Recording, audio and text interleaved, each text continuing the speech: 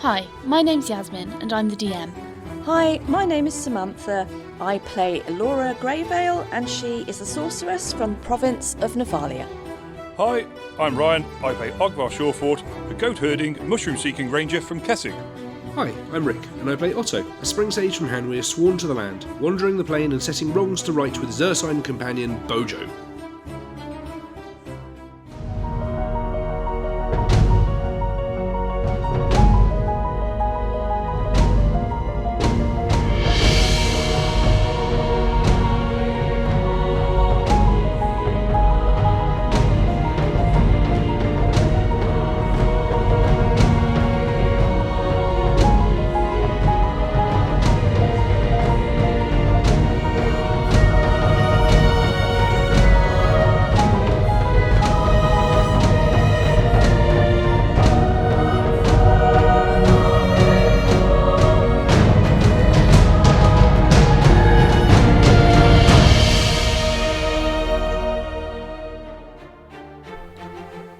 As the curtain fell at the end of our last visit to the tower, another new day had dawned, and the precious and strongly glowing feather bearing the soul of their recently fallen friend had risen to the roof, floating on an unseen celestial current of air.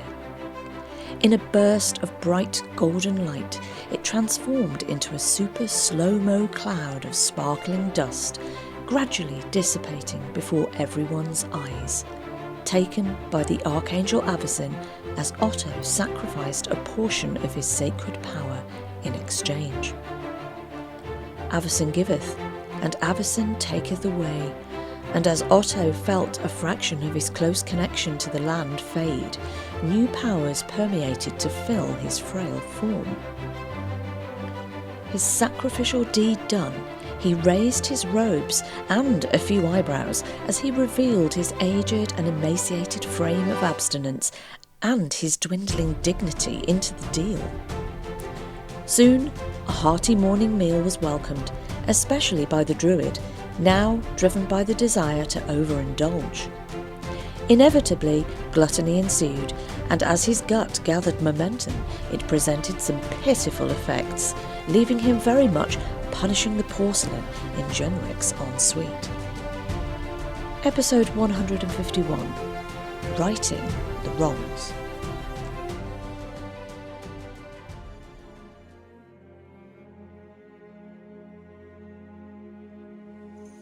Yeah. Okay, so you've got 7 days. You've got 7 days in which to do whatever you need to do on downtime. Okay, so what I've drawn up here is just a quick little table. There's 3 of you, there's 7 days. You're going to have 3 slots for activities in each day. Right. Some activities might take more than 1 slot. You know, sometimes you can work across, 2 people can do one thing, one activity, etc. But for the next 7 days, you have that time to use. So what are you going to use it for? Okay.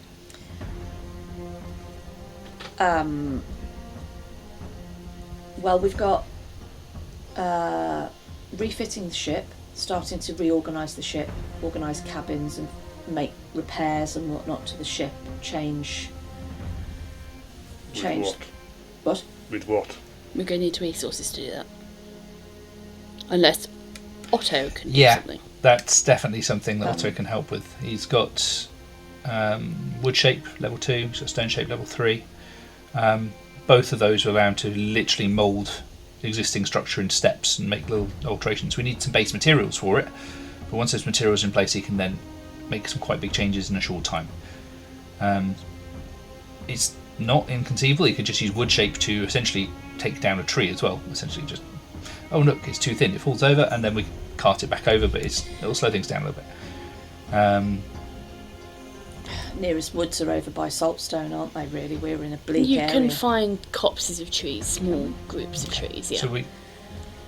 Well, okay. There's the refitting of the ship, restructuring the ship, but we do need supplies. So we need to get to a major place to get supplies. So we need food supplies, we need material supplies. Can't just Stagwick's the closest town, right? materialise hammocks and beds and stuff. Stagwick is, yes. Stagwick. Could we? Well, Stagwick is the closest okay. populated town.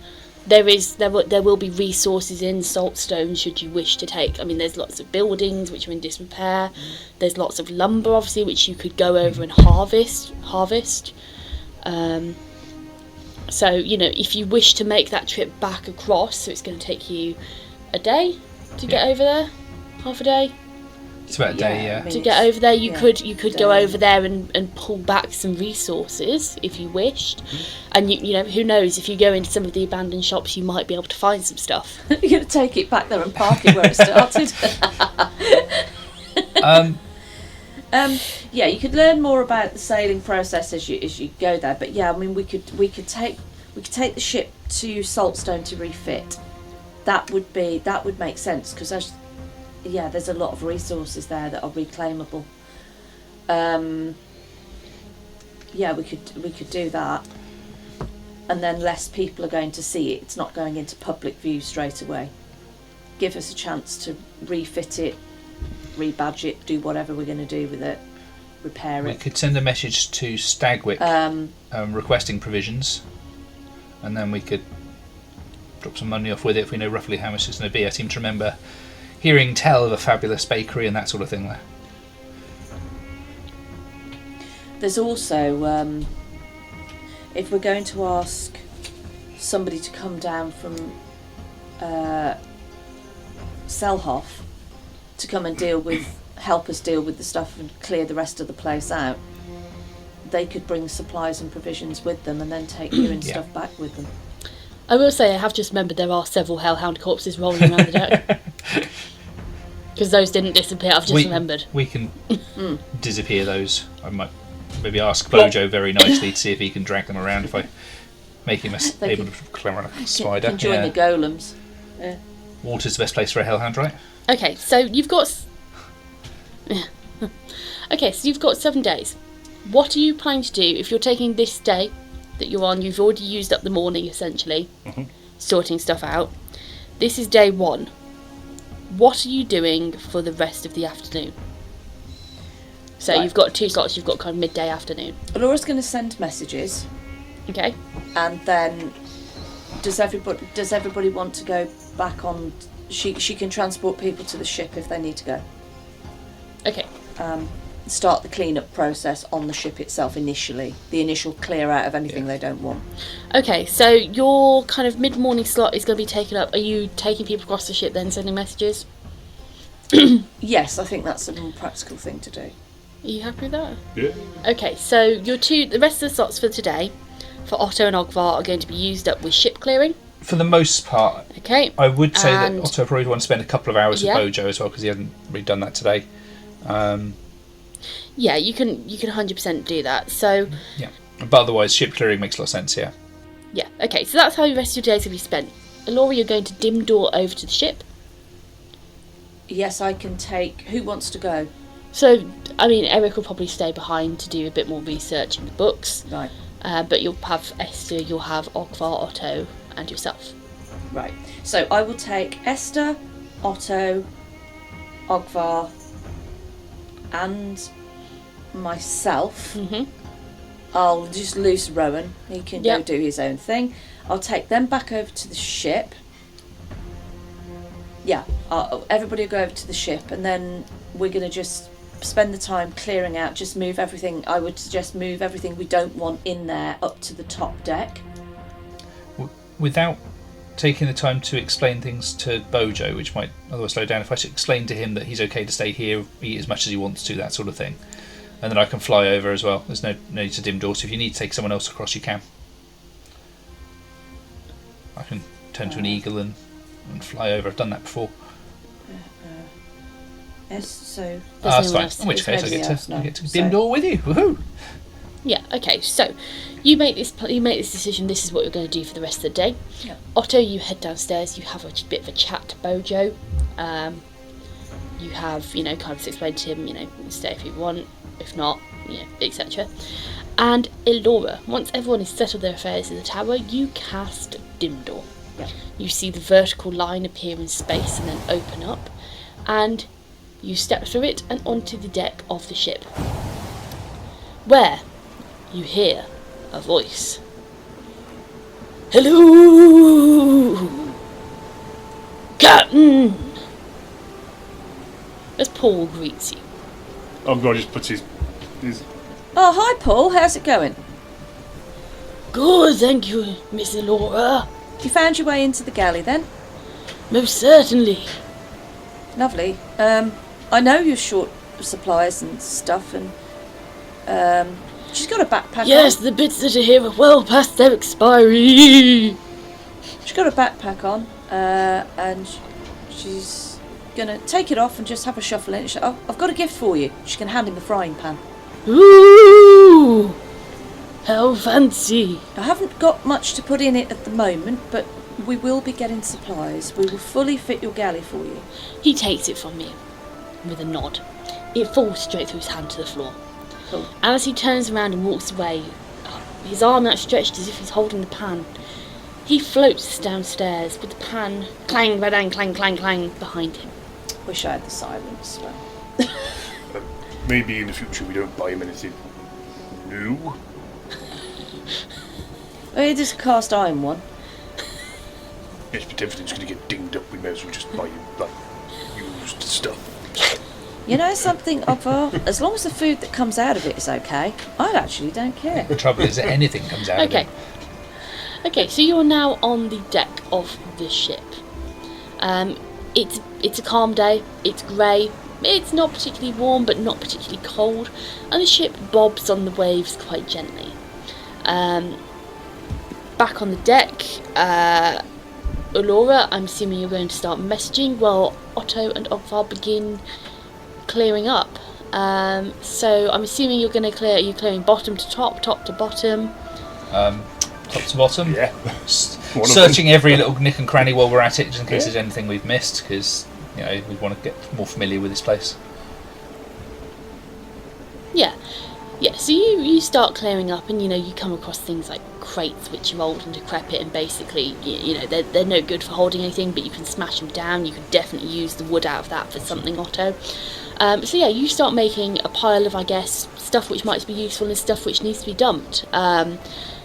You find crates, broken barrels, which you can strip the wood out of. You can use the wood for something, perhaps even use the metal for something. And yeah, you start clearing the decks down from top to bottom.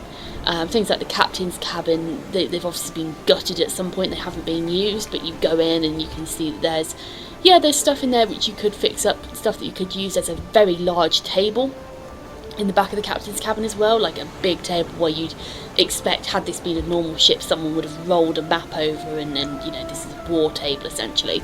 It's very busted, but you know that you could fix it with a bit of spell work and with a bit of time and attention, basically. So the captain's cabin is underneath the poop deck at the back of the ship. Yes. On the top. Yeah, Okay. yeah, and this is where you strung up your hammock, Ogvar. So your hammock is still strung up there. Oh, nice. But it's split into two rooms. So you've got the front part of the room, which is where you slept, and the back part of the room, which is clearly like you'd imagine it's very much like a dining area. You imagine like Pirates of the Caribbean ships, this is your dining area. It's got a big table, all sorts of bits in there. And yeah, you can start stripping it out. You find the hellhound bodies, which I'm assuming you're going to lob over the side. Yeah, they're big, they're heavy. It does take two of you to drag them up and over the side. I think I can. And they do leave kind of bloody streaks across the floor in some places. But it seems like, you rolled the brazier down to a lower deck to sleep under the deck. You can roll that back up and get that back on top of the deck. Going down to the bottom, you can strip out this tatty silk moth-eaten coverings. You can strip those out. They tear off pretty easily. The fabric isn't usable. It's thin. It's very much silk gossamer, and it would have been very, very nice fabric, but it's now moth-eaten. There's holes all over it. I mean, you couldn't make anything useful out of it at this point. So yeah, you can strip them down and you can pile them up into a burn pile or a disposal pile. And yeah, you spend some good hours doing that. Paul clatters around and he'll serve you lunch at some point. He's cooked up some fish. Again, this very much there's no tomato or anything to put it in this time, but he'll serve you up a couple of bowls of like a fish stew, just fish, nothing else really in it, no vegetables available. But yeah, he'll serve you up a lunch. Meanwhile, Elora, you spend the middle part of the day messaging. Yes. And the messages she's going to send. Texting. Yeah. Oh, yeah. Snapchatting. See you later. Lols. She's going to send the very first message she thinks to Casper. And I have pre-prepared these just for ease. She's going to put Casper, with true sorrow, Cuin has fallen in battle. We will complete his missive. We'll arrange to return his possessions to you. Yours, Elora. So I think she would close her eyes and concentrate in order to send this message. She would just picture Casper in her mind's eye and just speak as if she could see him. Second message she will send to Caddo. Okay. And it will say, Caddo, devastating news. Cuin has fallen. Was valiant, did not suffer. Inform everyone at Selhoff. Everything is in hand. All of us will continue on. Elora. That's exactly 25. She's just going to go and find the others before she thinks about the next message. She's going to check with the others and say, guys, where are you? Where is everybody? Which deck are you on? Yeah, it's pretty easy to hear them because they are clattering around, that you're dragging out pieces, big lumps of wood, big lumps of debris. Okay. Right, she's going to go up and find them, and she's going to say, right, I've sent a couple of messages. I've sent a message to Caddo, and I've sent a message to Casper. Do you want me to send a message to Armin? Should we ask him if he can spare a few people to come down here and clear out Saltstone and bring us some supplies and stuff? Just logistically, have we got time? If it's a week's travel and they've got to get everything, and we're going to go down to Saltstone in a day or two anyway. Well, they can travel out from. Well, this is why I'm asking the question. Yeah. Do we clear out Saltstone ourselves, or do you want help? So, one of the things that I would imagine probably Otto would be taking out bear form in order to lug bodies around and move things around. But he would do something that he hasn't done before, which is while in that form and stops briefly in the process of dragging things around, he'd stop and instead of hearing a bear's growl come out of his mouth, you'd hear his own voice. Who's Armin? Oh. And he might look a bit confused himself at that point, and that's strange. Paul floats through. Why is your dog talking? You're never going to make it as a druid. I'll explain it later. Gonna pet that dog. Paul, if you'll excuse us, we've just got a little bit of business to attend to. Nothing personal, you understand? He retreats to the kitchen. Okay. Well, to answer your question, Armin is he's a captain. He's captain of God, what is he a captain of? He's the Of his own destiny. yeah. He's a captain for the Church of Avacyn. He's a commander, actually, for the Church of Avacyn. He has his own deployment of Cathars and specialist troops, if you like. He's currently sorting out some problems that we uncovered in Selhoff, but that's a conversation for another day. Sorry, I hadn't met him before my time. He has no, I understand, and he has power. He has resources. Resources to And he's refit a about ship, 4 days away. maybe? No, it's not about 4 days away. It's about a week away, isn't it? Okay. Britain. Well, sounds like a useful ally. So that's the question for Yaz. Obviously, it took us a week to get down here, but he'll be riding, not on a cart. Even if they pushed Yeah. it, they've still got to take breaks to rest the Yeah, horses. yeah. They've still got to rest themselves. Something like So five and a half days. maybe 6 days, 5.5 Yeah. days. But it would be pushing it quite close because they've got to get all the supplies, and if they're bringing supplies, they'll have to bring carts. That's true, yeah. So it's actually, if they're bringing supplies to you, it's probably going to take about 7 days. What you could do, however, if you wish to, and you could calculate the time and estimate it, you could meet them somewhere closer on your journey across to Kessig. Is what I will say, because the Morkut Marsh, they'd have to make their way through the marsh, but that's only a day and a half, 2 days with a carriage. Yeah. So you could do that, but I would say if you want to get them to bring supplies down, they would be arriving at the final hour, basically, of your stay. So that limits us going into Saltstone to get bits and bobs. So do you not want me to bother Armin with this? Do we just want to either take the boat and sail back up to get supplies from Stagwick, or get some supplies from, go back to Selhoff, or what do you want to do? Esther, what do you think we should do? Oh, I'm not sure, dearie. I mean, if we've got 7 days here to rest, to recover, to get the ship back into ship shape, and you hear, that was a good one, from Paul. And then you hear, oi, 2 of us can't have the same voice, from Warland. It's going to get confusing. I would maybe suggest that heading into Saltstone would be the quicker option. I mean, Stagwick is a little further away and would require a bit more travel, and you'd also have to pay for supplies, whereas if we loot it from Saltstone it would be a lot cheaper. So I'd say maybe perhaps retrieving items from Saltstone would be the best route. After all, they're not going to need it, are they? Yeah, I was thinking of stocking of resupplies for food and stuff. Oh, food is a different matter, dearie. I'd say either you'd have to make a trip up to Saltstone or a trip up to Selhoff for food and supplies. You mean Stagwick? That's what I meant, yes. And even then, in Stagwick, they don't have an overabundance of supplies. They have enough to feed the town in surplus, but to supply and stock a ship of this size, I don't think they'd quite have the resources, and I quite fear that they might overextend themselves in trying to aid us.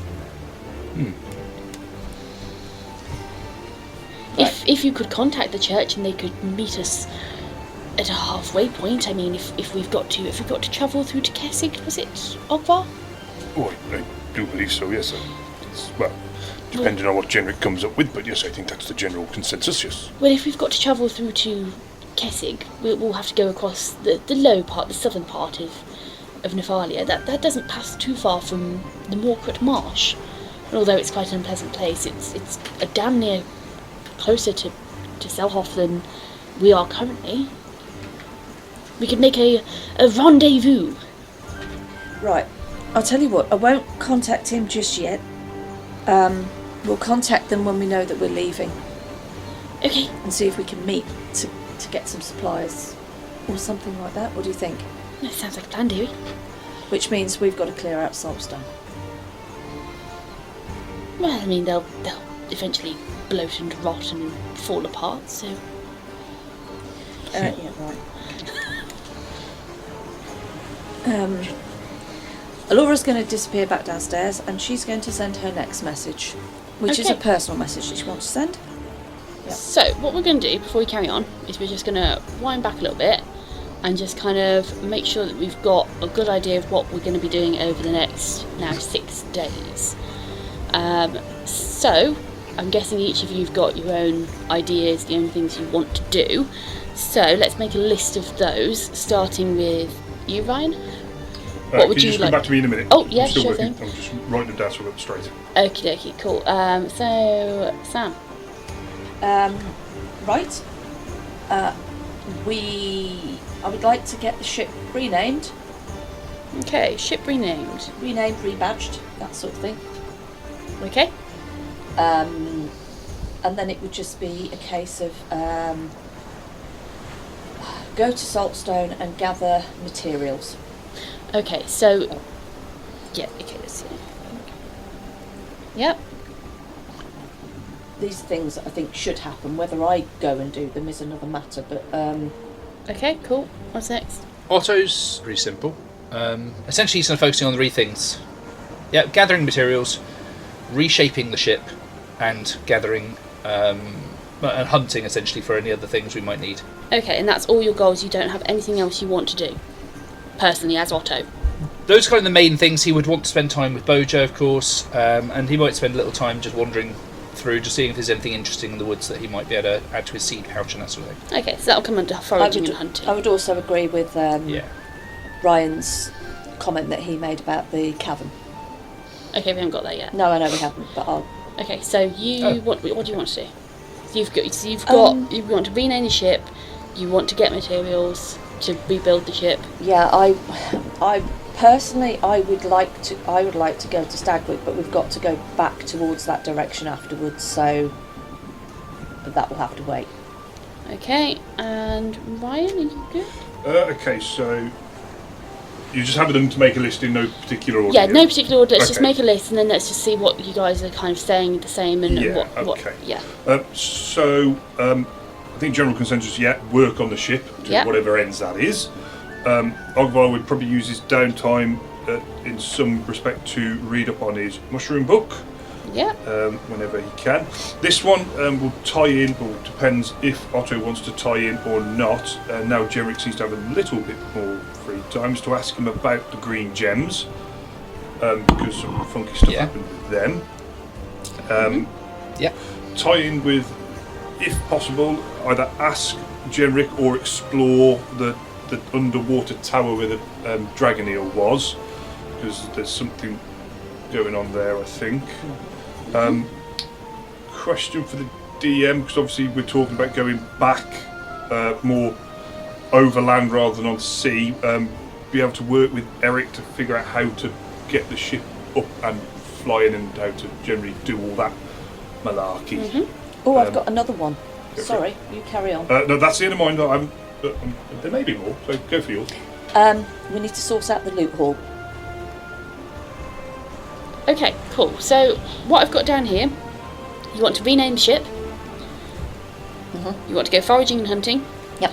You want to gather materials. Yep. You want to spend time with Bojo. Rekit the ship. Go to Stagwick. Read your mushroom book. Sort out the green gems. Explore the underwater tower. Figure out how to fly the ship and do the loot. Right? Yep. Is that everything you want to do? All of you collectively. Think so? Yes, but in regards to checking the loot tool, he'd also want to investigate this new dagger that he's been given as well.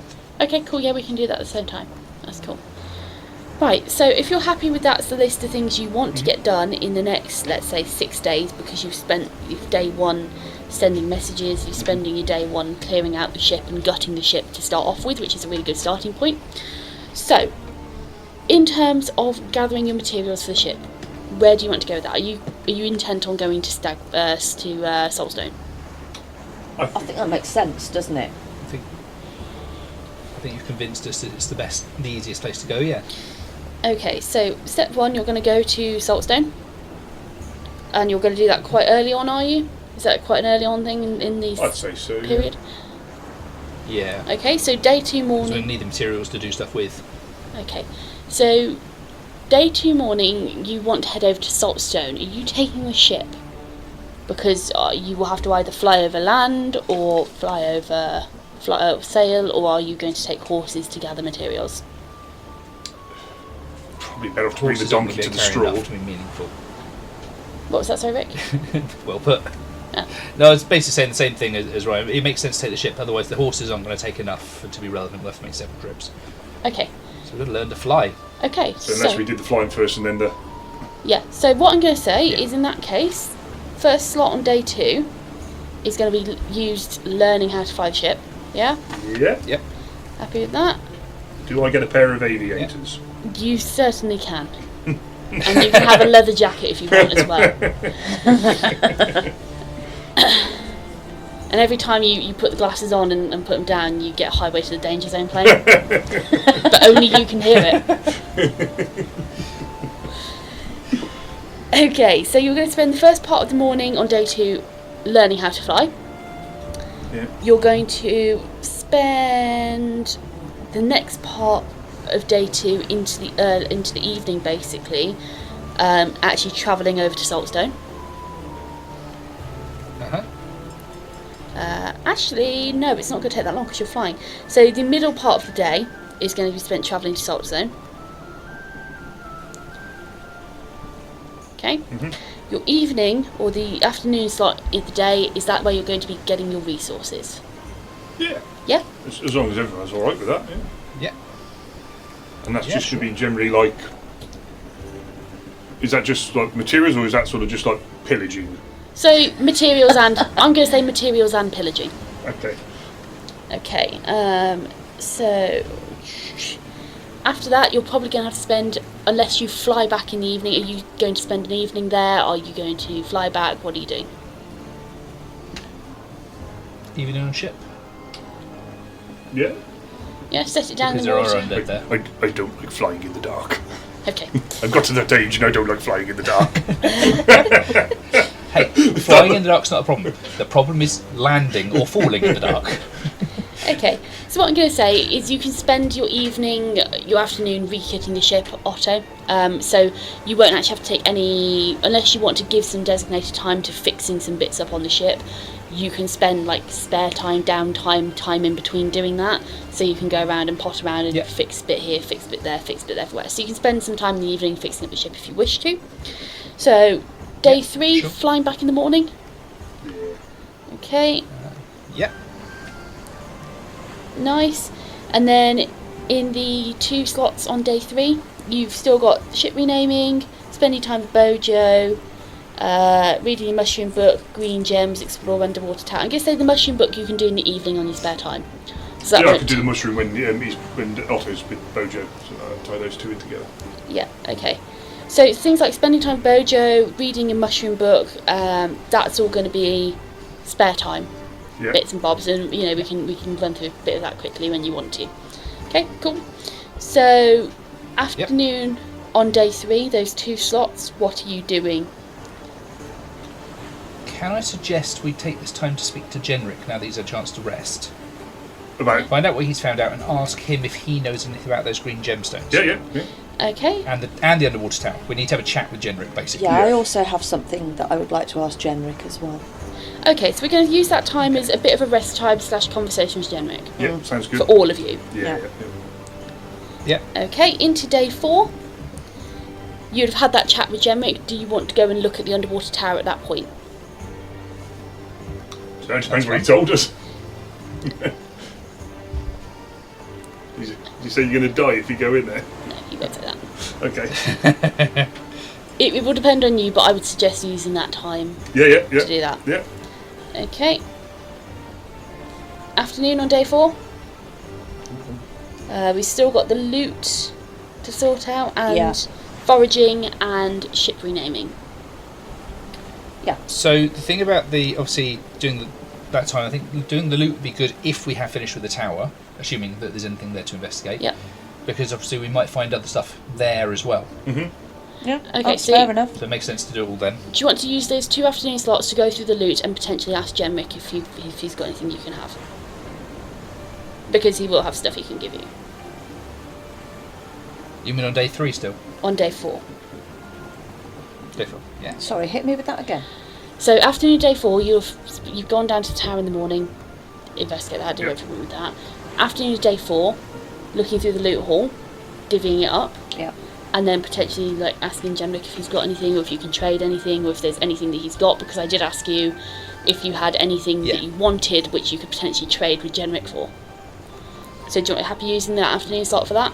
Yeah. I guess. Absolutely. Okay, day 5. You've still got foraging, hunting and ship renaming. Well, I think day 5 onwards, at that point Otto, I guess, is going to go full into hunting and getting food in for everyone. Yeah, stock Because we're going to need the something at least to get to Saltstone, yeah, stock won't the we? kitchen as best we can with natural resources that we can find. Okay, so you all happy to go spend a day out in the wild hunting, foraging? Yeah, fishing, all sorts. Okay, so that's going to be a full day. Yeah. And I you think can so. ask Paul to Oh, fish off the side of the boat. as well, remember? Sorry, hun. You Yeah. can ask Paul to fish off the side of the boat. Yes, yeah. I mean, we can always send him that. He's got a job, hasn't he? So he can, you know. Okay, cool. And then that just leaves the ship renaming. So you've got day 6 and day 7 completely free at the moment. Do you just want to leave those Yep. free to carry on with, doing any of the bits and bobs that you might think of? I think Alora, with the ship renaming, I think Alora would want to make have everybody, once the majority of the work's done, make some plaques and fix them to the ship and actually do a bit of painting and sprucing up and just, I don't know. Okay, so we're going to pop that in the morning of day You want to do a 6. ceremony, don't you? A what? You want a full naming No, ceremony, no, don't you? no. I'm not smashing my one bottle of wine up the ship. No. Hey, you can loot some more from Soxon. Okay, so that'll be the morning of day 6, and then the rest of day 6, rest of day 7 will leave empty for now, so you can fill it with whatever you need to do extra you think of, okay? Clear. Are we all happy with that? Yeah. Okay, so Great. we're going to wish back in time, unfreeze time. You were sending a message. I was sending a message, yes. Right, the other message that she would like to send is, it's to do with a personal goal that Alora has now got for herself, which is the one that she hasn't shared with anyone yet. She wants to send a message to Richard, the Stagwick town mayor, Okay. or village mayor. It will say, Richard, hope this finds you well. Inquiring as to whom owns Stonewell Hall. Needing to speak with you. Have a proposal and questions. Laura Greyvale. Okay, so do these messages, are they in their head? Yes, and they can respond to them. Okay, so they can respond to them and they receive them instantly. Yes.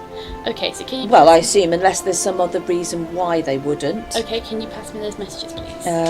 Yes, there's a scrawled one to Caddo on the back, unfortunately. Okay, It's so very very quickly run through, because you will get responses from nearly all of them. scrawled. Okay. From all of them. And you would have received these as soon as you sent them out, Yeah, basically. okay.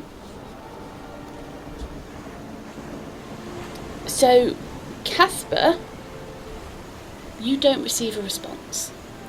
You get that, you know that it's arrived, you know that he's heard it, but you don't get a response. Okay. Caddo.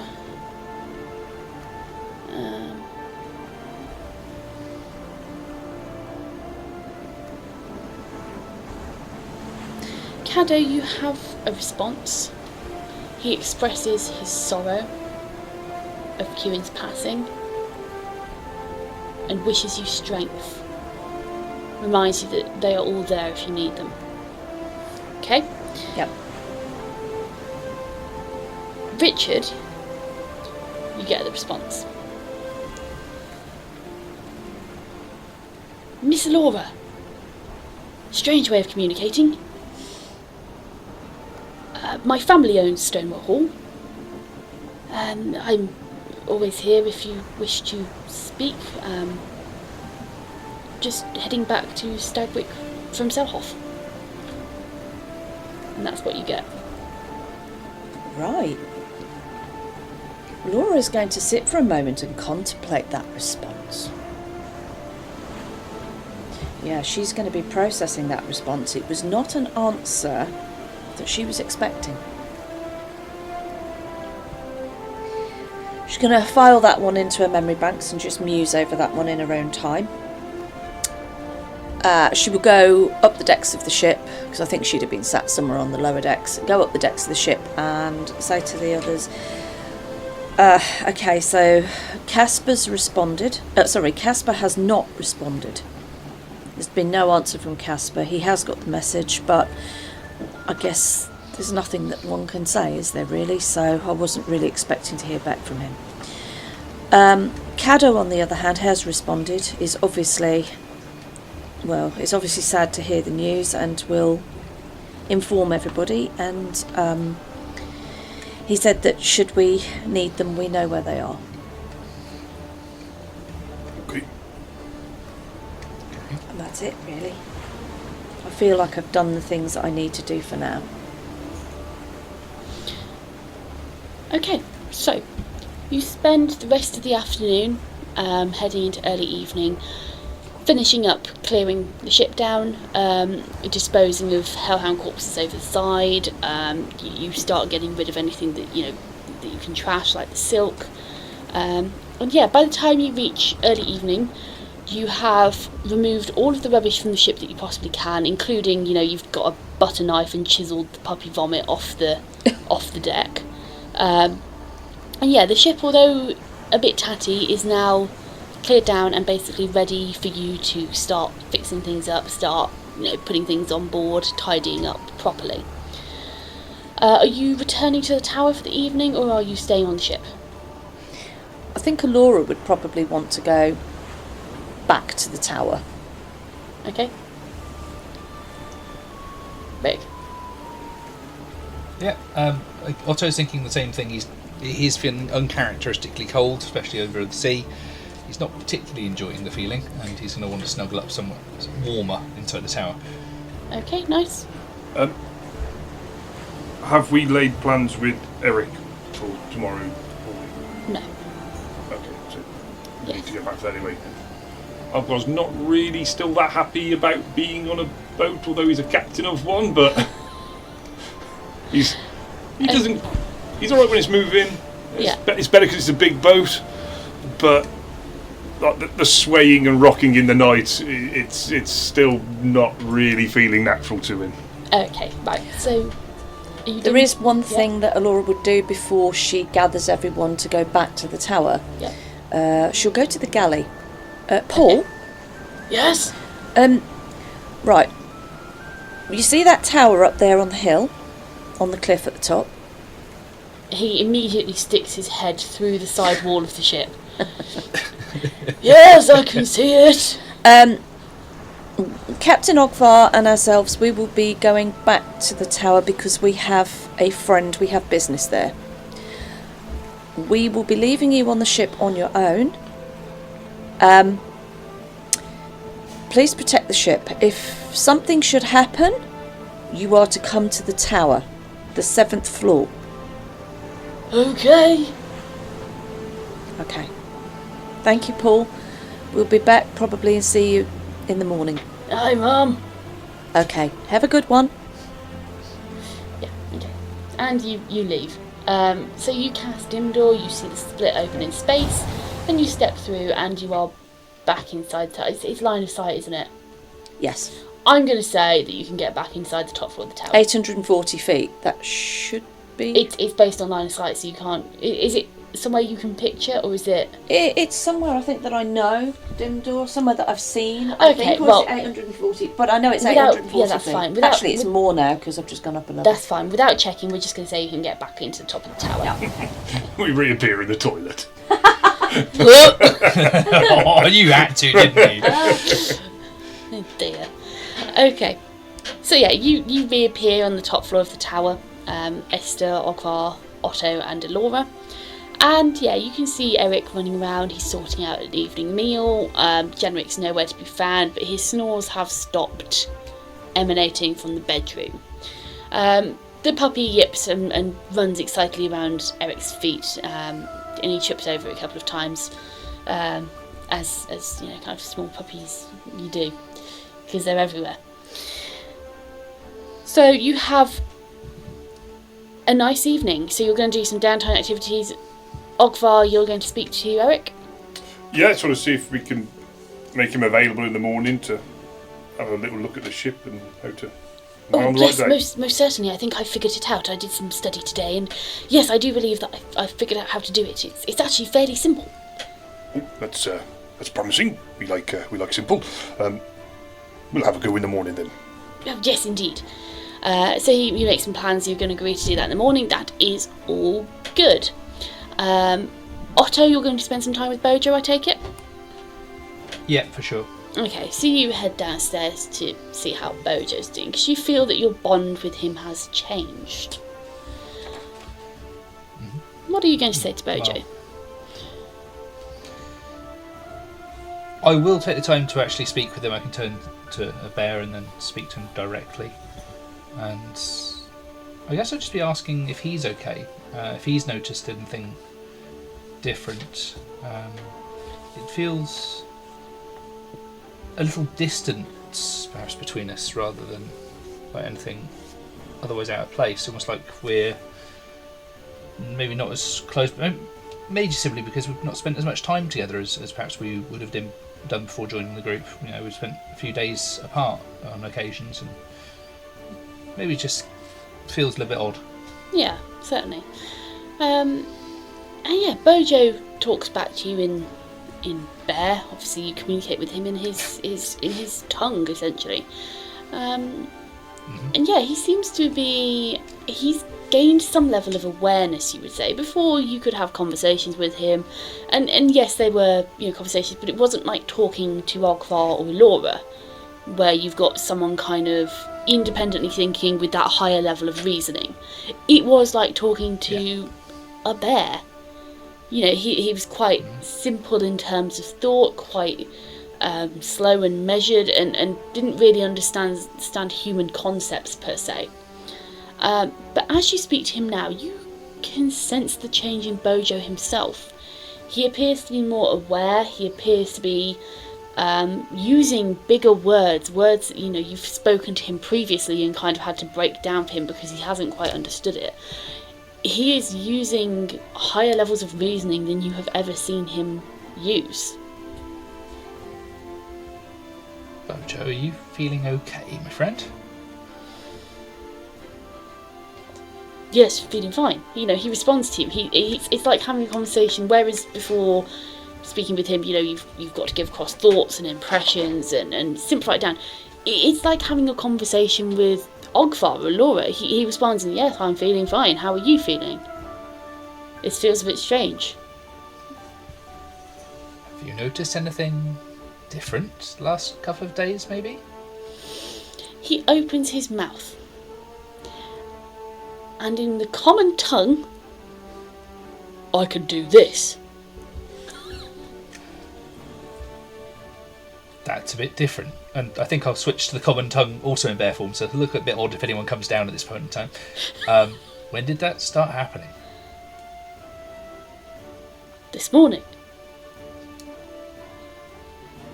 I shall cast my mind back to the very eventful morning we had involving the feather. Did you hear a voice or anything like that? Was there anything that stood out this morning? Apart from waking up and being able to speak common? Yes, there was a pretty lady. Did the pretty lady have wings, Bojo? I think so. She kissed my forehead. Were they kind of Oh! Were they kind of a golden colour? And did it maybe feel a bit strange when she touched you? Silver. Silver. Ah. Yes, that sounds familiar. Felt warm, and as you look at him, you can indeed see the symbol of Avacyn on his forehead, almost imprinted into his fur. Bojo's a dark brown, isn't he? Yeah, it is. Yes, it's like this it's very subtle. It's a lighter colour brown fur, and it forms the symbol of Avacyn. And as you kind of look at it and take a good inspection, it has this slight silver sheen to it as well. Bojo, I think that someone's maybe chosen you for something special. Do you... I don't feel the same bond with you I used to do, and I don't mean that in a sense that I feel that something's wrong, but if it feels that something has changed between us, do you feel the same? Yes. Still love you though. And he gives you a big lick. I shall sort of nuzzle against him, the way the bears do. Bojo, we've been together a long time, but I know you've been... I don't mean this the wrong way, but I know you're getting on a little more in years than perhaps you might have been when we first met. Have you given any thought as to what you might do, maybe if you weren't to be following me everywhere?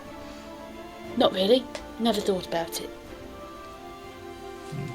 Well, I think that as much as I think that we should remain friends, and I think I can't see any reason for that to change. I think maybe you might want to give some thought of following your own path. If that path leads you alongside me, then I would love that. But you have your own life as well now, and I think you're maybe more aware of that than I had any inkling of. I wouldn't want to take that away from you. Do you think you would like to stay with me, with us? I would miss you if you went, but I would understand if you wanted to follow your own path. He looks at you, and it's quite measured. And there's this distinct glint of intelligence in his eyes that, although he was an intelligent bear, he wasn't intelligent. In terms of, the higher reasoning. He has the glint of human intelligence in his eye, and he takes a measured look at you. My life is yours. And he lays down as that is the end of the conversation. I'll leave you to rest then, Bojo, but perhaps tomorrow you might want to actually meet the rest of the party. I think a reintroduction might be in order. And I'll stop Eric from poking around, and Genric too. I don't think they need to know quite everything. Okay.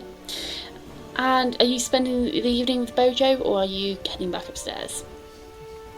I think we'll just sort of sit in companionable silence, curled up next to each other as bears, and I think it'll be quite comfortable down there. Okay, cool. So that's how you spend the evening. The rest of you do generic downtime activities. Is there anyone doing anything specific? Or are you just chilling out, maybe checking out some books in the library, chatting, talking, just general downtime? Yeah? Yes. Yeah, okay, cool. Yeah. So you head to bed, have a good night's sleep. Again, it's not the most comfortable because there aren't beds for you, but you lay out your sleeping rolls, you curl up on the sofa, whatever you need to do to get comfortable, you do it. You have a good night's sleep.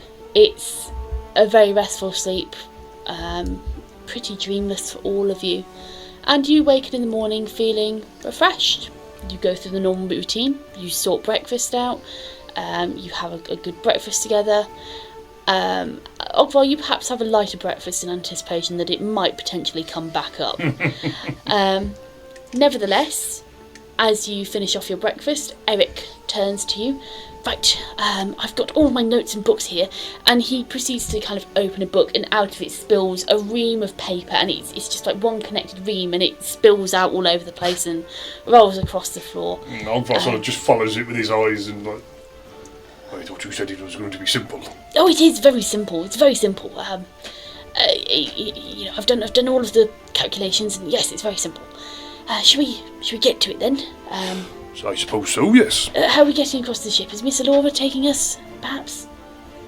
I mean, Yeah. I could get there myself, but I don't want to waste my resources.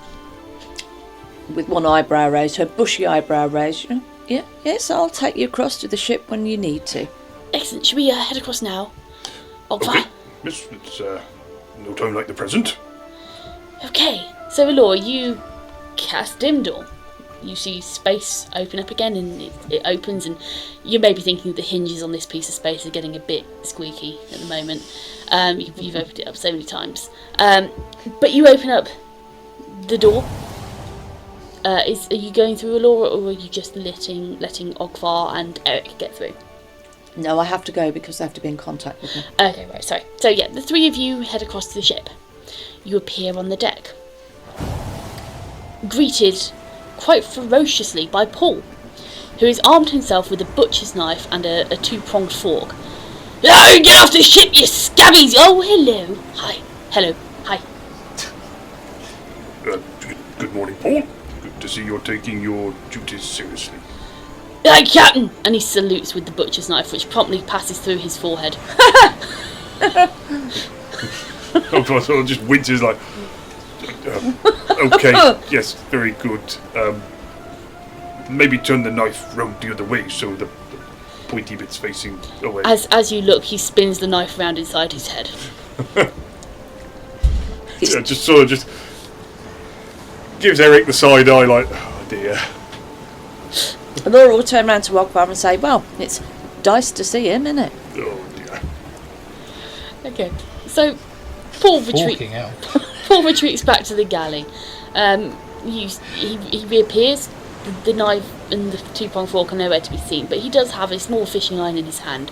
He promptly floats over to the side of the ship, and much the same way you would see someone sit on a banister, he attempts to sit, but he's kind of half clipped through the wall. Like, it's just really odd looking. And he proceeds to kind of perch there, and you see the line go down and spoop into the water, and he clearly starts fishing. Okay, I'll say, thank you very much, Paul, for gathering some resources, I suppose. Just a word of warning, we are going to attempt to move the boat this morning. So maybe stand. Sort of pauses to think whether he actually does. Stand behind the rails rather than sit on them. Aye, Captain! And he floats behind the rails. We wouldn't want you have to go swimming this morning. So Eric leads you downstairs. All the time he is... I mean, he's techno-babbling. He's pure techno, like, oh yes, and you see the formula here, and this, and he's pulling out sheets of paper, and they're kind of going everywhere. And go, oh yes, look at, if you see the diagram here, and this powers this, and this is just... And he's properly, like, super invested in this. Okay. He heads downstairs, you head down to the bows of the ship, going down the ladder again. And you head down into the engineering bay where you've stashed the control orb again. Yep. And he picks it up, and you see the screens come live, and he picks it up and takes it back up to the top deck, settles it in the console, this little holder, and he starts tapping away on the screens.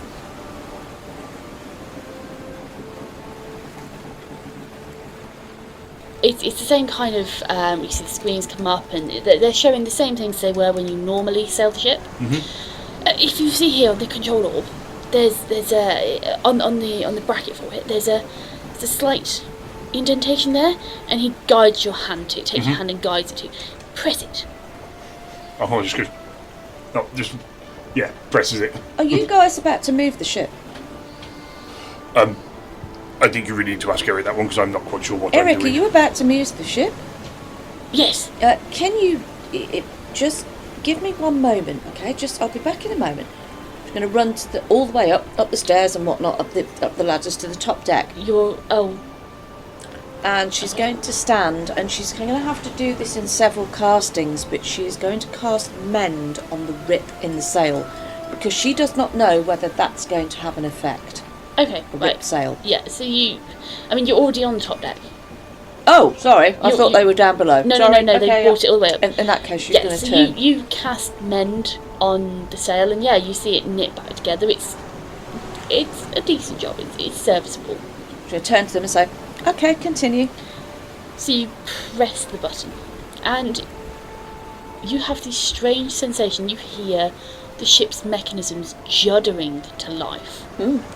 And you almost feel the rumble as they clearly kick into drive. As the ship raises out of the water. Okay.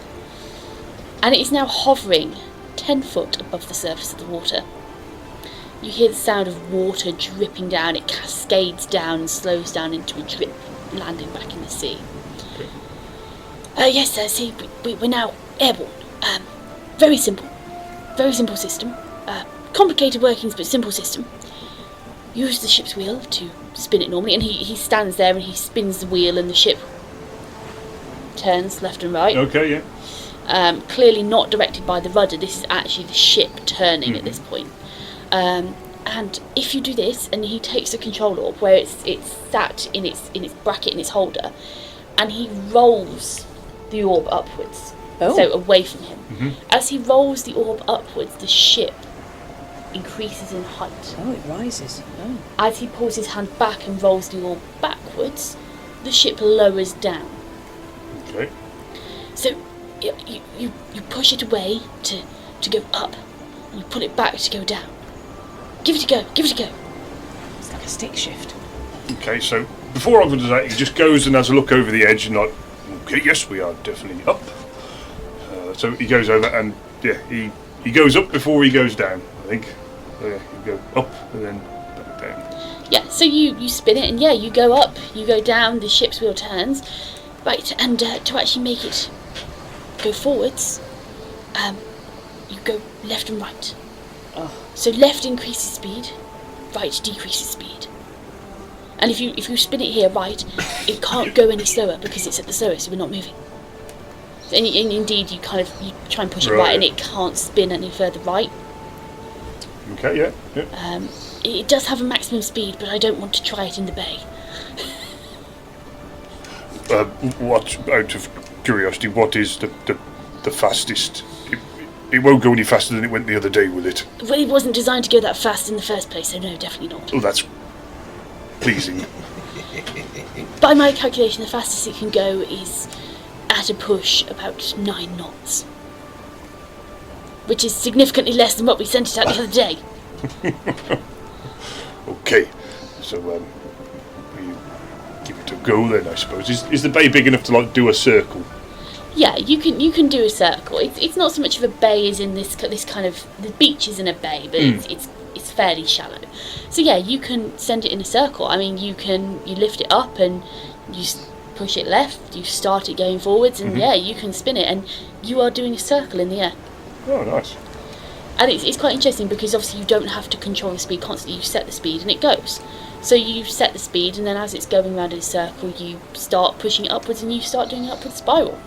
You do a downward spiral, and it's actually quite easy to control. It's going to be no more difficult than controlling it on water than it is controlling it in the air. Oh, brilliant. Other way around, air in the water. Is it sort of like one hand on the orb, one hand on the ship's wheel? Is that how it works? Or is it a two-person? Is one person got to do the? Oh no, it's a one-person job. Okay. You can 100% do it with one person. So imagine this orb is probably about the size of a volleyball in size. Okay. It's not big. It's volleyball size. It's smooth. It feels like glass, and it spins freely in this. Okay, yeah. Bracket. So I say it's bracket. It's like a cup essentially. It's a cup cradle, isn't it? It's a cradle, yeah. So you can spin it left, right. You can spin it as free as you want. So yeah, you can 100%. I mean, you can just sit there, and if you want to just kind of, quickly rub your hand over it, and it will shoot upwards. Like it's that kind of. You can make it go upwards as fast as you want. It depends how fast you can move your hand. Don't trip over and fall on it. Whoa! But yeah, you can do it with one hand. There's no resistance. There's no, you don't need to put any strength into it. Elora stood by the side of the ship, just looking over and down.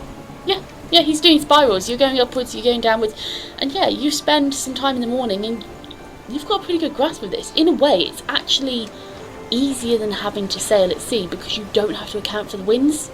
Well, that's nice. It doesn't work. It doesn't catch the winds in the sails at all. No. Well, I mean, you see the wind blowing in the sails, but they doesn't seem to have any effect on its direction or speed. But the sails are up, or do you have to collapse the sails to... The sails are up currently. Okay. I mean, Eric turns to you and goes, well, the sails don't really do anything, you could just collapse them down. And he collapses the sails down, and you see the sails stow. And yeah, there's no effect on the speed, there's no effect on the direction. It just looks cool as hell with the sails open. Okay. What do you think, Elora? It's quite interesting, isn't it? She's looking over the side, and you'll hear a voice come back across the slightly breezy deck saying, "This is amazing! Amazing view from up here. You can see the water coming off the bottom of the boat and everything." Yes, we are quite a way up, aren't we? I'll look over at Paul, who I assume has still got a fishing rod out. Yeah, the fishing rod is hanging in midair. Yeah. Are they biting this morning, Paul? No, Captain. He's long-lining, most definitely. No, Captain. Nothing on the end. Ogvar. So, essentially, we could park this next to the tower. There's lots of space up there. How do you park this thing, Eric? Ogvar? How does it just... It hovers. Yeah, but don't you have to anchor it on land or something? What would you anchor it to? No. Well, I don't know. That's what I'm asking. I don't know. It just stays there. It hovers. Okay, let me ask another question. how is this some kind of infinite power source? Does it not need repowering somehow? Well, I've seen plenty of ships like this in my time, and it's very complex workings, which are only understood by the best and the brightest. Of course, I'm amongst their ranks, but Yeah. Okay, let's move on. It's not as simple or easily explainable or explainable at all. It just does it. If it makes you feel better, Alora, when we get it up there, we can put a little rope on the front and you can tie it up like a horse. Are you trying to be funny? Make sure it doesn't go wandering off. Well, I just thought it might make you feel better. Actually, it might. Peace of mind. The only thing I will say, Otto, is that it will require 8 hours of non-use. Hovering is fine, but 8 hours of non-use to recharge per day. Okay. So you can sail it all day and in the air and whatnot, and if you want to stay on land, you can hover over land, but you can't move it for 8 hours. Once you've finished, once you've parked. Okay, I think we could probably work with that. It's okay.